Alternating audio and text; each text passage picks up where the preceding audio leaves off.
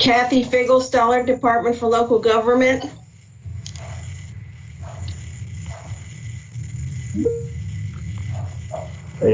Brandon Taylor with Atlas Energy. Dean Moore, Kentucky Transportation Cabinet. Abraham Williams, Housing Daughter, Bowling Green.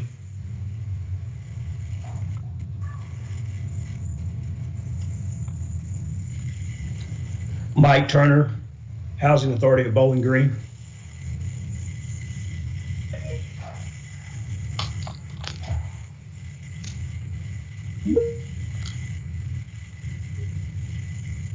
I'm Mary Crowley Schmidt with the Bluegrass Area Agency on Aging and Independent Living, one of the departments of the Bluegrass Area Development District.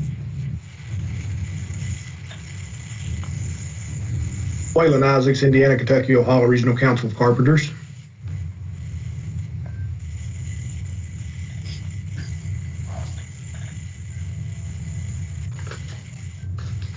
Anybody else, or did that get them all?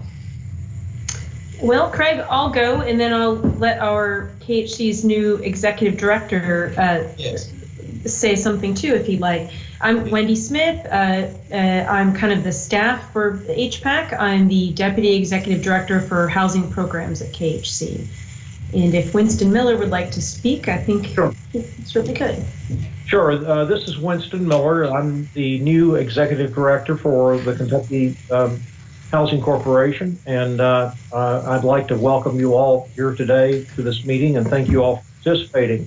I look forward to working with you as time goes on, and I've heard some of the comments earlier about the problems with virtual meetings, and I understand very well what you're referring to, and I do look forward to the opportunity to meet each of you all individually and talk with you about the mission of the Kentucky Housing Corporation and other housing activities within the state.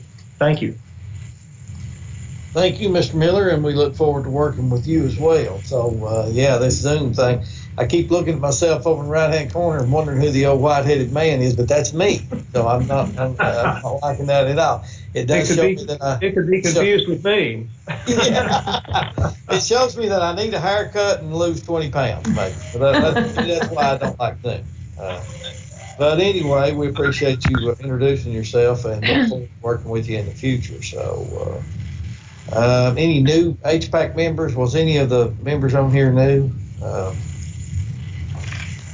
That wasn't on the last time we met, way back when? I'm new, Mary Crowley Schmidt. Okay. This is Jason Dunn. I'm new as well. All right. And this is Cassie Hudson, and I'm also new. Well, welcome. We're a real nice group, right? You'll just love us. You're going to love it. Yeah. I want to know where the snacks are. You have to go to the refrigerator, I guess. So, yeah, just make do with what you got. Maybe it won't take too long. We'll try to get through this. So next up, I guess, would be HPAC 2020 HPAC annual report. We're going to need, first of all, is there any questions, I guess? We need a motion to approve the minute or the annual report 2020 to accept that report. And so do we have a motion for that? David Allgood, I make the motion. Have a second? Becky Rorig, I'll second. All right. Any questions? If not, we'll need a vote, and I guess we'll do that by saying aye. Aye. Any opposed? Nay. Hearing none opposed, we accept the HPAC report presented. Consideration for approval of minutes. This is way back in January 28th, 2020. That was the last meeting, so we need a motion to accept those minutes as mailed. David Allgood, I'll make the motion again. This is Susan, I'll second. We've got a motion and a second, and y'all are stating your name before who made it. Appreciate that. Any questions about that? If not, then We need everybody who's in favor of accepting those minutes as is, say aye. Aye. Aye. Anybody opposed, nay? Hearing none, ayes have it. I think the next category here is the weatherization program. But, to be honest with you, who's talking about the weatherization program? It's Kelly Reynolds, Craig. All right, Kelly, I saw you there a few minutes ago, so are you ready to talk? If you are, we're ready to listen. Okay, as soon as I get my mute turned off, my mouse got hidden. Good afternoon. In the spirit of Craig Brock, I plan to keep this short and sweet and to the point. So let me just give an intro, and then we'll talk about the weatherization program. But part of the reason why we're doing this presentation today is because of the Department of Energy, we are required to have a policy advisory committee. We've always kind of had that separate. And Wendy and I discussed this last year that it might be appropriate to roll this in as part of the Housing Policy Advisory Committee and use you and not have this separate little ad hoc committee that we have to have just for weatherization. So that's kind of what we're doing today. We're introducing you to the program and what kind of your responsibilities are as that Policy Advisory Committee to the program. So we'll go ahead and get started. Yes. Kelly, before you go too far, hopefully everyone can see that I am sharing my screen and you can see a blue PowerPoint slide. If it's kind of small and you want to make it bigger, you should be able to double click it and that should make it more prominent on your screen. So the Weatherization Assistance Program, we call it WAP for short. We also will sometimes refer to it as WX. Just that's kind of nationally how we do it. So that's kind of just to introduce you on the acronyms because this will be a little bit different. But what is weatherization? We began running the weatherization program in 2009 at Kentucky Housing, but it has been in the state for years and years and years. Nationally, it's been around for years. And when I say years, it's older than me, which is surprisingly getting to be a little bit more than I would like to admit. So we are funded through the United States Department of Energy and a grant from the Cabinet for Health and Family Services, which is a LIHEAP grant. They receive a total LIHEAP allocation and then they carve out a percentage for us for weatherization. So those are the two funding streams, but we refer to the entire program as weatherization. Roughly, we'll get about $14 million from both of those grants in this fiscal year. The Department of Energy grant, it's a formula grant, and again, the grant from the Cabinet for Health and Family Services is a percentage of their LIHEAP funds. We have 20 subgrantees, which are made up of local community actions, and here's what they do for the weatherization program. So with the weatherization program, they are deeming families eligible under the Department of Energy eligibility guidelines. They go into a home and they do an energy audit on the home. So there's lots of tests that they run through. There's lots of investigation that they do to just see what they need to do to this house to make it more energy efficient. Then they go in and they install the energy measures. And once they install those, they complete a unit, which means they have to be inspected. Now, according to the Department of Energy, those inspections have to be done by a quality control inspector. We call that a QCI. This is a conversation that comes up a lot when we're talking about weatherization because the QCI has to pass a test, which is very, very difficult to pass. And we are at a shortage of those in the state. So not all of our agencies have them. So some of our sister community actions contract with other community actions to try to share those resources. So this is kind of a huge sticky point on our weatherization program. So the role of the Weatherization Policy Advisory Committee, it's required by the Department of Energy grant. We have to describe it in our state plan. We have to list all of the members.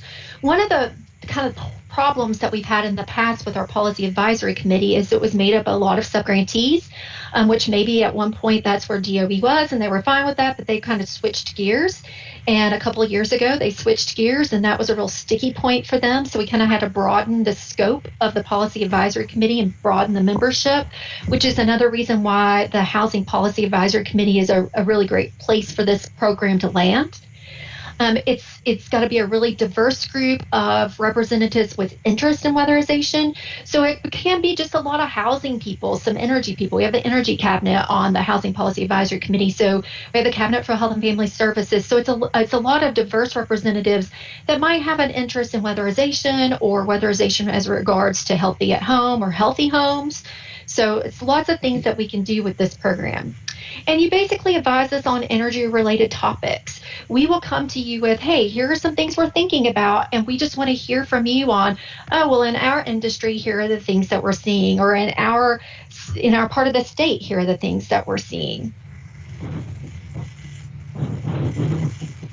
The types of things, as Wendy is working on the PowerPoint, the types of things that we bring to that Housing Policy Advisory Committee, some examples of topics. We have brought our formula. So when I started in this program, our formula was very old. It needed to be refreshed every year, and we didn't have a way to do that because no one really knew how that formula was developed. So we worked on, with our Policy Advisory Committee, on refreshing that formula and making it better and making it where every year we can kind of change it and change the funding formula awards based on expenditure rates or poverty rates. So that was one thing our Policy Advisory Committee did. Another thing that we talked to them about is there's this idea of reweatherization, and the Department of Energy had this rule, and it's actually a rule that's in the legislation, so it takes an act of Congress to change. And up until a month ago, it hadn't changed for years. But you could not reweatherize a unit that had been weatherized since October 1st, 1994. That's almost 30 years. And a lot has changed in energy efficiency and what we know about energy efficiency in 30 years. So one thing we were able to do with the LIHEAP funds is it didn't have that rule. So we were able to broaden our state plan with the Cabinet for Health and Family Services helping us so that we could change that reweatherization date, and the subgrantees could use LIHEAP funds to reweatherize units. We changed that date to October 1st, 2012. So if you had been weatherized before October 1st, 2012, you could get the services again. Recently, that has changed in Congress, so it's going to be a rolling 15-year date, which starts July 1st. So that's a good thing. Weatherization Ready, that's another topic that our Policy Advisory Committee helped us with last year, working with the Cabinet for Health and Family Services. But we were able to create this Weatherization Ready program. And what that does is we can defer units just because maybe we cannot protect a weatherization measure, so that unit would be deferred. So for example, if a roof had a hole in it, and we could not protect the insulation that we're installing in an attic because there's a hole and it's leaking water, then we would defer that unit. The Weatherization Ready funds, using LIHEAP funding, would allow us to go in and repair that hole so that we can protect the insulation that we install, so that we actually can make that unit a completion. So it helps us spend money and serve families. That was a brainchild of the Policy Advisory Committee. Another brainchild of the Policy Advisory Committee is they needed more training money. They felt like subgrantees needed more training money to train crews and staff in weatherization. So we were able to work with the Cabinet for Health and Family Services to get some of the LIHEAP funding carved out for training and technical assistance. DOE already provided us with that, but we were able to craft that out in the LIHEAP funding as well. Mm-hmm. One of the other discussion topics that will come up with the Policy Advisory Committee, or what we're now kind of rolling into Hpac, would just be reviewing our state plan changes. So we submit a state plan to the Department of Energy every year, around the first week of May, and we'll just be looking at those changes. We really don't suspect there will be many changes this year. The massive changes are going to be in legislation with the Department of Energy that we do have to address in our state plan. But that's about it. That's about it as far as your responsibilities. It's really just kind of me bringing some topics to you of things that are coming up in the network and how can we work together and solve them, and listening to your feedback to hear what you're finding in your industry, and then trying to craft a solution around that using our weatherization money. Right? Are there any questions? Hi, Kelly. It's Rob Jones with Audubon area. And somebody laughed. They must have expected me to ask a question. But in any event, there had been discussion that there might be some significant increases in funding for the weatherization program in the coming year. I know you don't have a crystal ball and you can't be sure what Congress is going to do, but I'd heard that that information had come from the Department of Energy. Or have y'all heard anything along those lines? First question, and then second, before I hang up and let you talk, if so, are there any plans on trying to streamline training for QCIs, including possibly letting them go out of state for trainings to try to get those numbers up? Okay, I'll let you talk. Yeah, thanks, Rob. All very good questions. So there has been a lot of discussion nationally about is the Department of Energy going to get more funding from Congress for weatherization?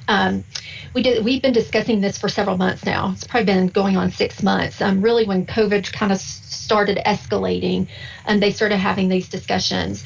And some of as Rob is a service provider for the weatherization, and just to kind of bring, I guess, the rest of HPAC up to par on a little bit of this topic. Some of the challenges that we experience with weatherization are capacity issues. That's a national issue, a national capacity issue with QCIs I had mentioned before. But also one of the things with COVID is a lot of states had to suspend programs. We suspended our program for a month or so. Sometimes people don't want you in their home right now, which is understandable. And we haven't experienced that too much in our network, but a few times. So there are still some challenges around COVID, but we nationally so far, the Department of Energy hasn't really said if they think they're going to get that money, but they are kind of planning what would it take. What do states need? So they've been doing a lot of questioning for us. And one of the things we've talked about, Rob, is kind of QCIs. Like, is there anything we can do to get more QCIs and to get more training for qualified staff? And Rob, as you know, one of the problems that we have our own training center in the state, but one of the challenges is with COVID, they can't do a lot of in-person training. They are currently working with BPI, which is the national accreditor for QCI, to try to figure out what ways they can work around that in-person training for those testing. So we're still working on it. Stay tuned, to be continued. Yeah, any other questions?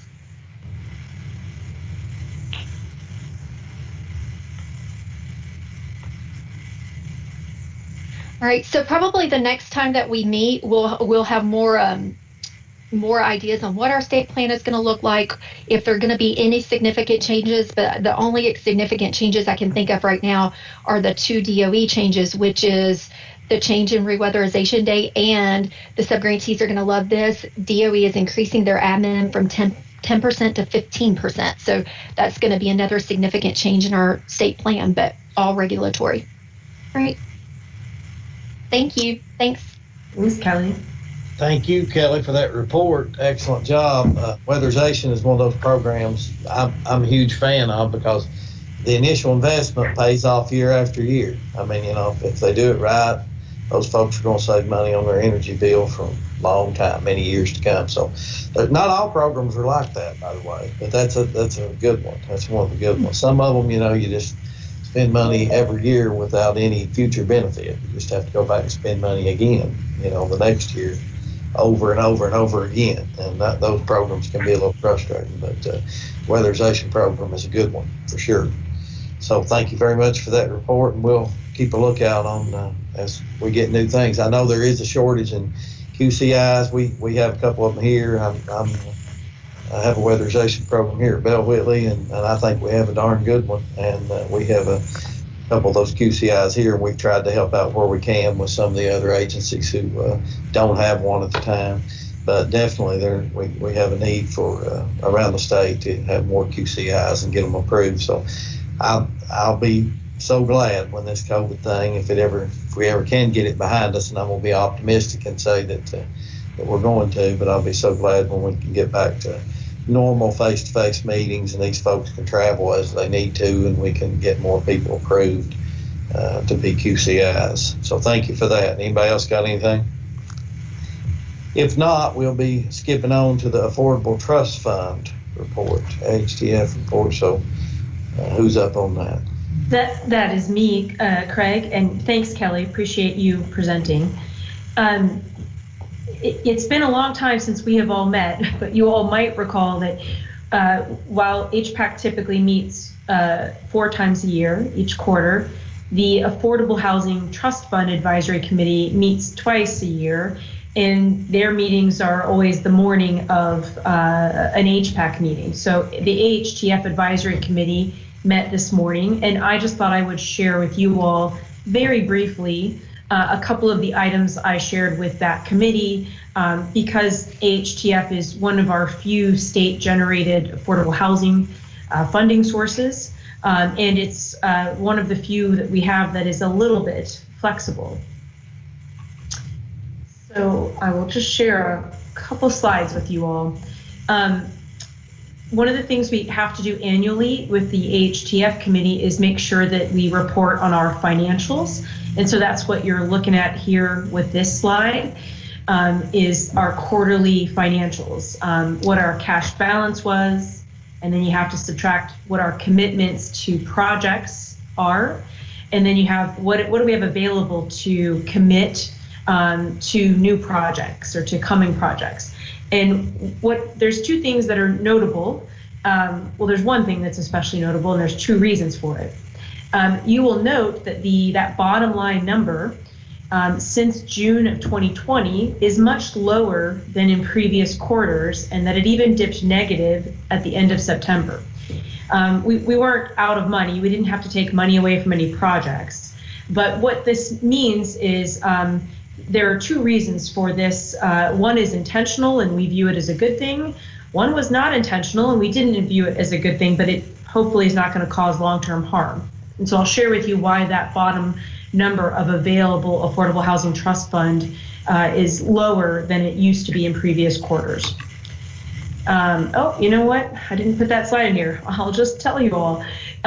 So the good reason is we have begun forward committing AHTF, meaning in a way where it's not overcommitting, but it is committing ahead of us receiving the dollars, because some of our really big multifamily projects, big rental projects, they can take years before they really use their AHTF, and we would hate for other projects to be waiting on funding while these larger projects are taking a long time to use the dollars. And so what we've been doing is committing earlier to projects that can put the dollars to use.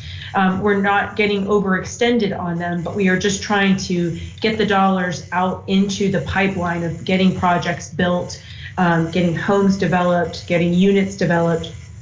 The other thing that happened, and it's the reason that in September that balance went negative, is that because of COVID, a lot of county clerks' offices were closed, and so they weren't collecting recording fees, and so our AHTF funds are a portion of the recording fees that the clerks collect, and so we simply weren't seeing the receipts into the AHTF coffers of the state for AHTF. Our hope is that that is a one-time blip that will get caught up, as real estate activity gets caught up, but that's the reason for that. Again, we're not worrying too much right now, but it was worrisome at the moment when we just weren't seeing the funds coming in. In terms of how we are committing at KHC AHTF dollars, probably what's most useful for you all to look at is in the pink or peach colored section where it says proposed uses. We put these funds into three uses: the development or rehab of single family homes for home buyers, the repair of homes for existing homeowners, and then the development of rental units across the state. And so you can kind of see the profile of how we've allocated those funds for this fiscal year. It looks a little different than 2020 and 2019 in that we have more going into multifamily and less going into single family. This is not a gigantic policy decision to disinvest in single family. It is a recognition that we are finally, as an administrator, as KHC, we are definitely ahead of where we used to be in terms of getting dollars committed to our partners and their projects to keep pipelines going. And so we feel like the 2020 dollars that are committed, those are not spent down across our partners. We will be committing $21 very soon. At the end of February, we plan to announce funding. And so our partners will have a nice pipeline of funding to keep them going. And then we will have 22 coming up behind that So we felt like it was okay to tick some funding to multifamily because we are seeing that, I'm not saying we're overfunding single family, but there's plenty in the pipeline there. And then if you look at our allocations to either the development of home buyer units or home rehab repair across the Affordable Housing Trust Fund, as well as our HUD home dollars, I thought I would give you all kind of this longer term trend. And again, while you can see that the total is a little bit down at almost 7 million versus 8.3 last year, again, this is in recognition that we have a lot of pipeline dollars committed already that we committed in 2020 and 2019. When you see those two totals, it's quite high, and we feel like there's still a nice amount of money to be worked through, especially when you add the 2021 funding on top of that. So we don't feel like any of our partners are going to be short project funding. We do have some partners that are part of HPAC that use these funds, so if anybody wants to chime in, I welcome you to.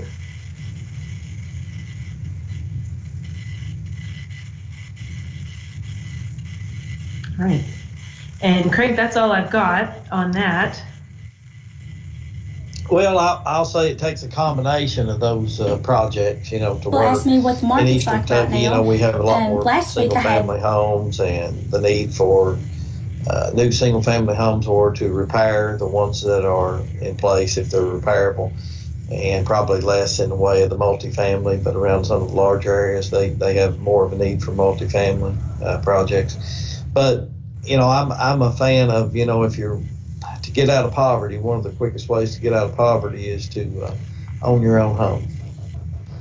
And so I'm a fan of some of these single family projects, and it really helps out. I mean, there's a lot of pieces to the puzzle, but that's a way to sort of get ahead, get out from behind the 8 ball there. But sounds like I know what you're saying as far as dollars being previously allocated, and a lot of them already in the pipeline. So yeah, I know where we're going with that. And we've done a lot of those projects too, and it's been good for the community here. Well, and I don't disagree with you that I think homeownership it's the way to be permanently securely housed and permanently affordable. So I'm with you on that. We simply felt like we've got a lot already loaded into the pipeline, and so please don't misunderstand us on that. We're not intending to disinvest. Yeah, I'm with you. No, I'm with you. And home ownership's not for everyone at the same time, because there is a lot of you got a lot of things you got to do if you're a homeowner. It comes with a lot of work after that. So yeah. It's not for everybody. So no, I fully understand. There's money in the pipeline, and I'm not complaining. I was just making a statement. Oh, sure. I know it's a sensitivity, and I want to make sure folks read us right on that. Yes. If you don't care, I'll skip right into mission moment because it ties into Go right ahead. Yeah. I just wanted to share with you all. This is a program done by Dave Crayer's organization. I'm sorry, this is a project done by Dave Crayer's organization. This happened in Vanceburg in Lewis County. And this is a great example of our AHTF home repair program where you can put up to $15,000 of AHTF into a unit owned by a low-income homeowner. And Dave's organization partnered with their Licking Valley Community Action Agency to also use weatherization dollars to really go from doing what are modest repairs with AHTF to doing a really nice home repair job. And Dave, I don't know if you want to say anything about that. Pictures tell the story. Yeah, really. That looks great. Yeah. Yeah. And again, that's for an existing homeowner who has to be under 60% of area median income. And so they not only got repairs to the house, but they got weatherization. That means their monthly utilities will go down. And as Craig said, there's nothing that gets you housing affordability quicker than having your utilities go down. Yeah, it's awesome. Well, that certainly is a change there. We appreciate that. That looks great, Dave. I don't know, going forward, I want to throw something out here, maybe have a little discussion. I'm not sure because we do have a few more items on the agenda, and it is difficult to do these Zoom meetings or conference call meetings, and in some cases, people can't, some people may be on a call and not even looking at some of the slides that we have. And I may have to do that, the next meeting. I may be traveling and wanting to be able to look at something. But I'm not sure. I just want to have a little discussion as far as, going forward with the mission moment. Do we want to keep trying to do that on the Zoom meetings, or do we want to suspend it until we're, back to live action? Because it is difficult to get people to volunteer. I don't know who volunteered Wendy for this, but she did a great job, so I'm not knocking that. She did an outstanding job in presenting it there, and it shows a wonderful change. But some of these take a little time. That one was short and quick, but some of the mission moments have several slides and take quite a bit of time. And I was just wondering what y'all's feelings was on maybe suspending the mission moment until we get back live and in-person meetings. And if you don't want to do that, that's fine. I just want to hear some thoughts on it. Not everybody at once, but just tell me what you think.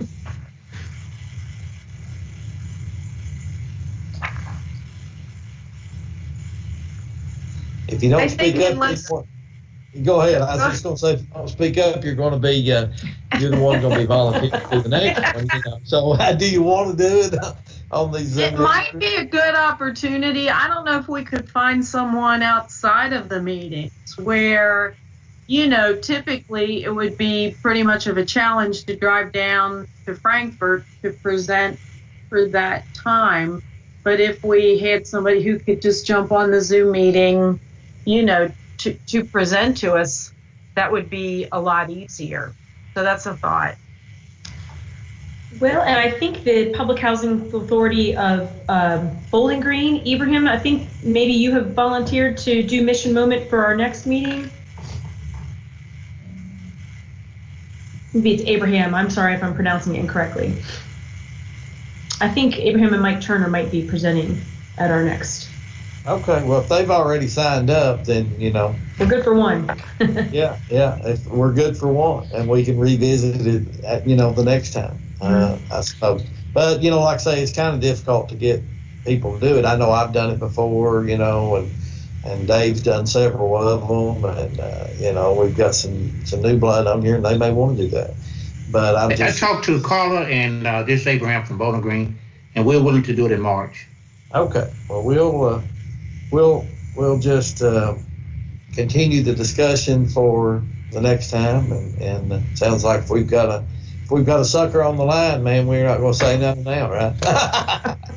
No, we'll just continue on with it. I just know these I keep complaining about these Zoom meetings, but sometimes it's difficult to have long meetings on this format. So anyway, but that sounds good. If we've got a player for the next game, that sounds great. So next up, I think we were going to discuss, just check in with members on COVID-19 housing and organizational issues. So has anybody got anything we want to say there before? And I'll say, as KHC, we're just kind of interested in what you all are seeing in your different areas of work. We might get one window into what's happening with organizations or what you're seeing at the community level in terms of need and issues. I'm just interested in what you all are seeing.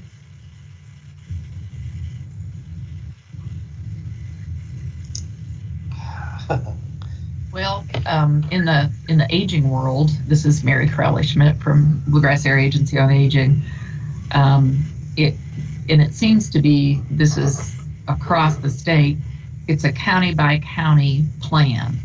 So led by the health departments in most cases. In Fayette County, for instance, we have so many hospitals. We have 4 major hospitals. The hospitals have purchased their own vaccines and are doing those to their staff first. And that's taking a while because it's, lots and lots of people that work in those facilities. We cover 17 counties in the Bluegrass and some very rural Nicholas Estill County. And in those counties, they seem to be able to, they've been doing vaccinations for 70 and older. So they're beyond that phase 1. So it really is a county by county plan. And when people call here, we have an Aging and Disability Resource Center that takes about 2,000 calls a month related to anything to do with aging or caregiving. And we direct them to their health departments for county by county. plans. Now, the Department for Aging and Independent Living has asked us to poll everybody that we serve in all our programs, not just aging, because we also administer some waiver programs, which are cradle to grave. And we've been doing that this week to see if, number one, they want the vaccine, and number two, if they want it, are they able to get out and get it, or do they need someone to come to their home? And it's not a promise that this will happen, it's just to give them an idea of the volume that will be coming. So we've been working on that this week. So that's it from the aging world. As a community action agency, we're still trying to limit the amount of outside traffic, that comes in the office, just to try to, because we've had folks here test positive, of course, that work for us, and the whole quarantine, issue is, it's very disruptive. It can be to the whole organization. So we just try to limit. We're still trying to do business as much as we can without having actual face-to-face meetings, and just still trying to go that route. It's been pretty successful, actually, more so than I would have imagined. There's more than one way to skin a cat, so we've been, sort of creative in the way that we've been doing it. It's been working out pretty good. So I will say there's not any real need to rush back to opening it up to the general public any and all at this point. We're still keeping it like this, and as long as we can take care of business like this, I think it's probably, some things will probably change forever as a result of this in the way that we do business, and that's not a bad thing. I think we figured out some other ways and got permission, from the powers that be to do some other things that makes things flow a little better. And but it can be a very serious thing. I'm not a doctor. I've stayed at the Holiday Inn Express last night, but it's amazing how it can affect some people. My oldest son, he's 24, and he had to go to a physical therapy lab. He's going to be a physical therapist, and he had to go to a lab, and somebody there came and was positive with it. It ran through pretty much the whole lab, and it was not a significant event for him. He had a stopped up nose and didn't really realize he had it that much, coughed a little, but we left the house and came back, a few days later and deep clean when he got back. But I don't know much, everybody's been affected by it in some way down here, but it has such a different impact on not only different age groups, but just everybody as an individual and how it affects them. So you just never know. One person gets it that may be 75, 80 years old, and they breeze through it like it's nothing, like a cold, and then somebody else get it and 41 years old and end up in the emergency room on a ventilator. So it's just so unpredictable that's what makes it frustrating. And there's no way that you can. And by the way, my son and his group, they all had their mask on. It was a mandate, throughout that lab to have a mask on, and nobody was allowed to take them off. But yet it run through the lab, so, I'm not sure the mask does a whole lot. I'm not saying it can hurt, but at the same time, it's probably silly to think that a mask, of that nature would protect you against, the most dangerous virus in history. That's my opinion, and that's free. So anyway, it's good. From the homeless world, I can only speak for Northern Kentucky, but we pretty much stayed open for business. All of the Northern Kentucky area shelters, we went down to half capacity, but we're fortunate that the Campbell County Jail opened some facility for single people. So I don't know if that, location maybe kept a few away because they're not fond of jails, but I think we've been pretty successful. We've had cases of COVID, but nothing where it went through a shelter all at once. And I think we're lucky that the winter so far has been fairly mild. I think that's helped out a lot too.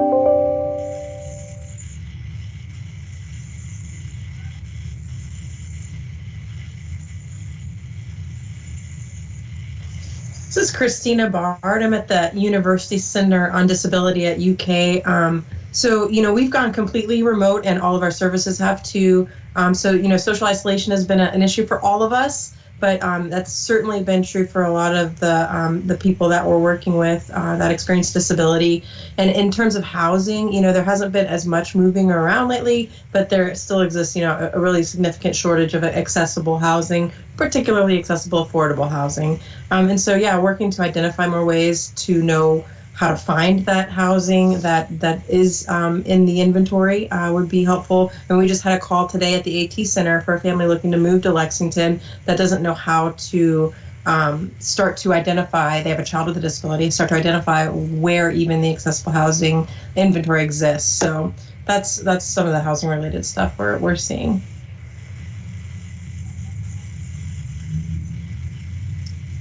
Tell you an odd twist on some of that housing is that we have a few multifamily units brand new, and have rented some of them out and still have some available for rent.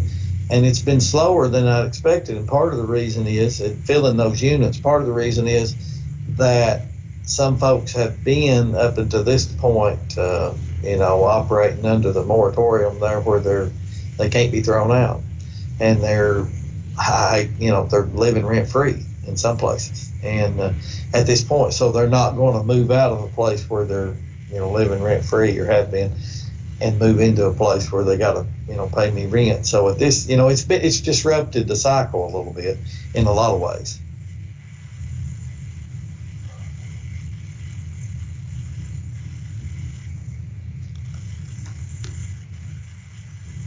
Anybody else got any comments on how COVID has affected the area? This is David Allgood with the Center for Accessible Living. I would just echo really what Christina said about the trying to find affordable, accessible housing. Again, a lot of people are moving, but the inventory is so low that's an incredibly challenging endeavor to try to find an affordable, accessible place.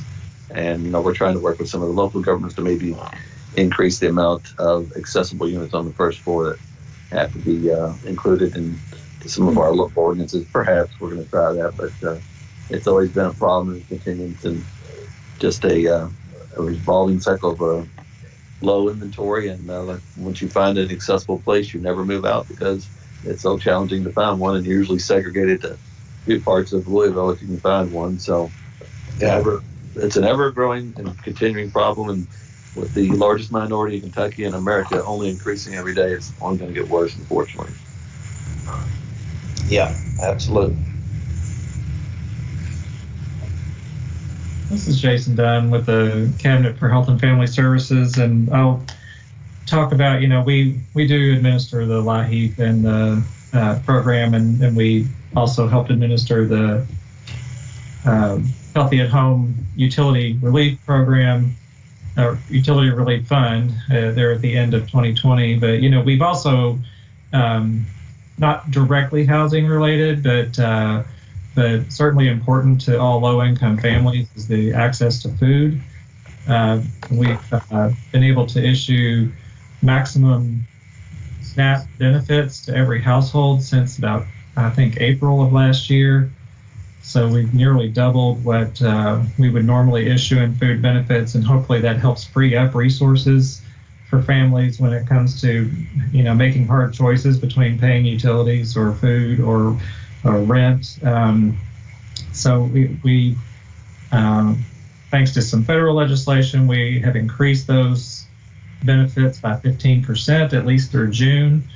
And of course, there's the school-age children who are receiving the pandemic electronic benefit transfer, or the PEBT.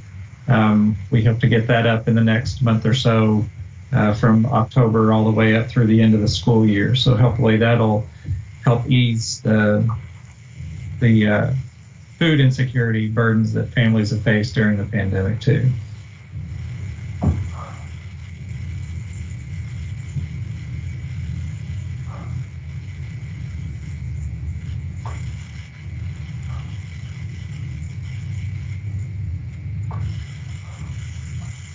Anybody else got anything to add before I guess KHC updates on a few things there?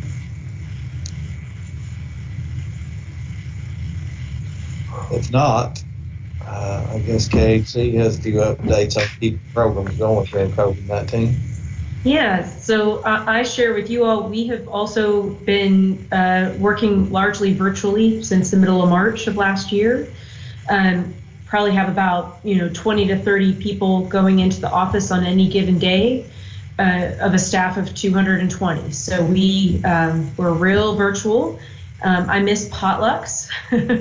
I really miss office potlucks, y'all.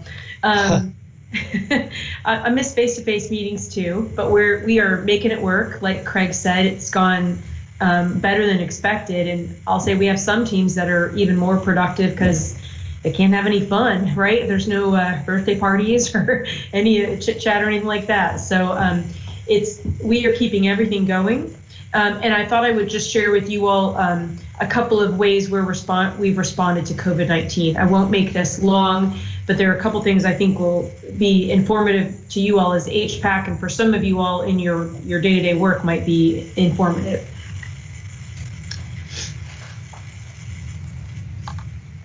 So there's really three ways we've responded to COVID-19. One is working with our homeowners, working with our renters, and third, working with our development partners. So with homeowners, we have been working with our borrowers who are getting behind on their home loans that they have with KHC because we do mortgages. That's one of the main ways we pay our way is to do home loans. So we have been working with our borrowers to allow them to do forbearance. And what that has generally looked like is just delaying their mortgage payments. So they're not forgiven, but they're put on the end of their loan. So it buys them some time if they're experiencing unemployment or a loss of income. And so we have been doing that. We also have related, but it's not the same thing, from the last recession, we had a little money left over from Treasury from the last recession, and we were able to revive it to help pay mortgages for folks who had lost employment due to the pandemic. We have sunsetted this, so don't get excited, and the newest recovery package does not offer this kind of assistance for homeowners right now. So this has sunsetted, but we used the little bit of money we had left over to revive it and help homeowners make their payments while they've lost income. In terms of renters, and I'll add to this group people who are experiencing homelessness, we had a couple of things that we have been doing. So one is with our Section 8 program. We do Section 8 for 87 counties in Kentucky, just vouchers. And we notified all of our tenants and landlords that if they had a loss of income at the tenant level, they could do an income recertification and get more rent assistance from KHC to help make up the difference. And we're allowing them more time to report that loss of income. We used to say, if you don't tell us in 12 days, you're out of luck for whatever months you didn't tell us about. So we're trying to give people a little more time to get that reported. We have a lot of income changes that we are processing. I'm sure other public housing authorities are too, or other Section 8 administrators are too. We also got a gigantic influx of dollars through the CARES Act for homelessness efforts under the Emergency Solutions Grant, ESG. Kentucky, and that comes directly to KHC, got $23.4 million for ESG in the CARES Act. We usually get $2.5 million in a year. So that's almost a tenfold increase, y'all. So it's a wonderful thing, but it's also this challenge of you have an infrastructure of partners who are staffed and we are staffed to manage 2.5 million, not 23.4 million. So it's a great opportunity, but it's almost more than we can easily digest. But what you're looking at here is how we have allocated that. Much of this has already gone out in grant agreements to partners. There will be some additional because we had thought we were going to use some of it for kind of homelessness eviction prevention, but we're about to get a whole lot more money for that from another source. So we decided we're just going to allocate all this ESG out to our partners across the state. Bev's agency is one of those kind of partners that uses ESG funding. It's an amazing amount of funding. We can really house a lot of people. And then the last thing I thought I would share with you all is we have been administering the Healthy at Home Eviction Relief program, which is basically helping folks with back rent and a few months of future rent. Last quarter of 2020, we got out $14.6 million to a little over 4,100 renter households in Kentucky. Another gigantic bucket of money has been allocated through the latest coronavirus relief legislation. $297 million is coming to the Kentucky. It's coming to the state, which some of that will come to KHC. It's going to Louisville and to Lexington. Those two city counties are getting their own direct allocation. And it can help with back rent and forward rent. We three have been talking every week, and our current plan is to help with 100% of arrears and 3 months of future rent via a lump sum payment to the landlord. And then some of us will also be doing utility assistance alongside that. You can go up to 80% of area median income with this. So it's not just for the lowest income Kentuckians, it's really kind of moderate income and below. If you're not signed up for KHC's eGrams, I suggest you do, or the governor will certainly announce it when the application opens up. He'll announce that at one of his 4 p.m. briefings. And then lastly, with our development partners, we've been doing a couple things to try to help them keep going. One is we increased the subsidy limits for developing single-family homes and for our AHTF home repair program. We increased those because construction costs are just skyrocketing across the state, the cost of materials and of labor. And our partners just said, we've got to be able to have a little more wiggle room on the subsidy to get these projects done. We don't know when we will. That's temporary, but it's very possible it could last for a while because construction costs are not going down.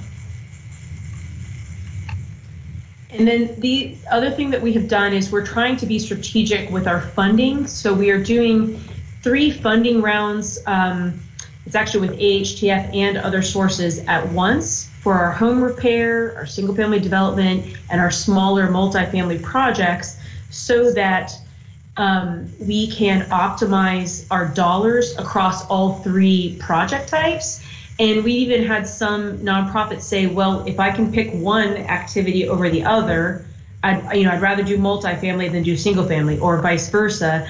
And so we want to look at their asks all at once so we can kind of move the money across all 3 uses and hopefully optimize it for us and for our partners so that we're making those decisions all at the same time. I do just want to make sure you all know the CDC moratorium is being extended through March. We will be sending out an eGram once the CDC has formally made that change.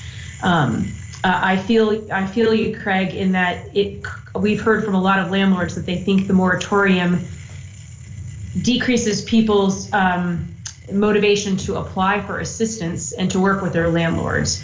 But we want to make sure people know about it. Because it looks like it's going to go through March. And that's all I've got. Encourage you all to sign up for our eGrams. Well, that was very informative. We appreciate it. And at this point, I guess all we have left is if we have any informational items or announcements. Anybody got anything that I don't know about that I need to announce coming up?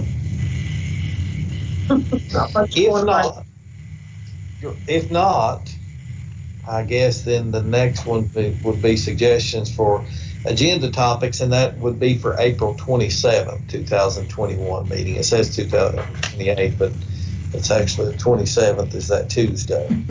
Thank you, Craig. Yeah, it will be virtual again. So this one is actually, and I'm not bragging on us, but we are a pretty good group of people. But anyway, this has been one of the best Zoom meetings that I've been a part of. A lot of times you end up with a lot of background noise and a lot of echoing and just different problems. And this one's went, I think, pretty smoothly. So I'll toot our horn just a little bit, so it's not as I expected. I was bracing myself for the worst. That's the time of the next meeting, April 27th, 2021, on virtual meeting. Any suggested agenda items that we want to make known now, or if not, we can always get with Carla whenever we come up with something, and she's the one driving the train here anyway, so if we tell her what we want to see on there, we might be able to work it in. Otherwise, I guess we're done today, and if everybody is all hearts and minds clear. So, go ahead. I'm agreeing with you. I think everything's good. All right. Okay. Well, barring anybody have any other announcements or anything else to discuss, I guess I just need a motion to adjourn. Darrell Overstreet, I move we adjourn. All right. Second. Christina Bard, I second. We are hereby adjourned, assuming nobody was going to say nay. So we're done. Thank you. So I'll see you guys at least on TV here April 27th. Y'all have a good evening. Thanks, everyone. Appreciate it.